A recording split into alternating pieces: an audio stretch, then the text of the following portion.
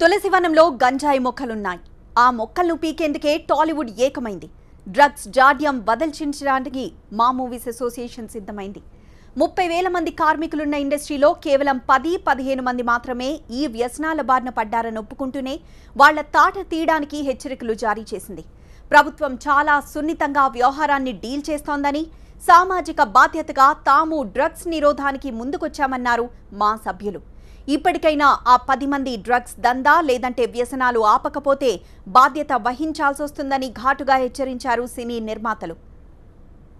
సినీ ఇండస్ట్రీలో కొంతమంది డ్రగ్స్ వలలో చిక్కుకున్నారు తప్ప అసలు ఇండస్ట్రీకే ఆ జాడ్యం లేదన్నారు నిర్మాత సురేష్ బాబు. కేవలం 15 మంది కారణంగా ఇండస్ట్రీ ఇమేజ్, హైదరాబాద్ పరువు పోతోందన్నారు. డ్రగ్స్ మూలాన్ని కట్ చేయడమే దీనికి పరిష్కారంగా భావించి ప్రభుత్వానికి, పోలీసులతో పాటు సామాజిక బాధ్యతగా తాము పాటుపడతామన్నారు.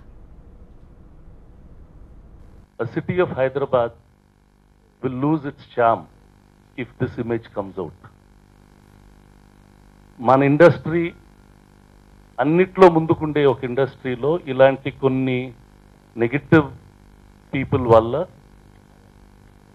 we do not want a bad image for our industry. Shivaji Raja garu cheppinattu 99.9% are clean. There is only a small portion which is not clean. We should see that the root of the problem is removed. Supply chese vallu evaro vallandarni pattukovala, manlo chese vallani మనం వాళ్ళని ఎలా correct చేయాలా, that should be the aim, and that's what we are trying to do. We will bring up awareness programs, how to say no to drugs. We will try to put them onto treatments to see that these things do not happen. So that is the focus. We do not want any blitzy kind of news on this end. This is a very strong social evil which should not happen in any family.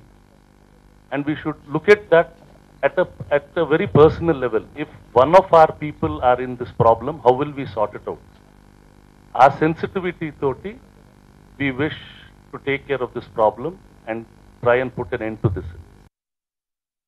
పిల్లి కళ్ళు మూసుకొని పాలు తాగినట్లు మీ drugs వ్యవహారం ఎవ్వరికీ తెలియదని అనుకుంటారా? ఖబర్దార్, మీ list అంతా పోలీసుల దగ్గరుంది, మారండి అంటూ హెచ్చరించారు అల్లు అరవింద్. ఎవరెవరు డ్రగ్స్ మానియాలో ఉన్నారో వాళ్ళందరి బతుకు పోలీసుల దగ్గరున్నా కేవలం జీవితం నాశనం అవుతుందనే భావనతోనే హెచ్చరించినట్లు చెబుతున్నారు. కానీ ఒళ్ళు జాగ్రత్తగా పెట్టుకోకపోతే కుటుంబాన్ని రోడ్డున పడేసిన వారవుతారని గట్టిగానే చెప్పారు అల్లు అరవింద్. మన ఇండస్ట్రీలో ఎక్కడో 0.001% యంగ్స్టర్స్లో ఇది ఉన్నది అనే సమాచారం విచారకరం. కానీ అది కూడా ఎరాడికేట్ చేయాల్సిన బాధ్యత మనం తీసుకోమని చెప్పి ప్రభుత్వం హింట్ చేస్తే మనం ముందుకొచ్చి అది తప్పనిసరిగా తీసుకోవాలి. ఇప్పుడు యంగ్స్టర్స్కి హెచ్చరిక ఏంటంటే, మీరు రెగ్యులర్గా చేస్తున్న ఒక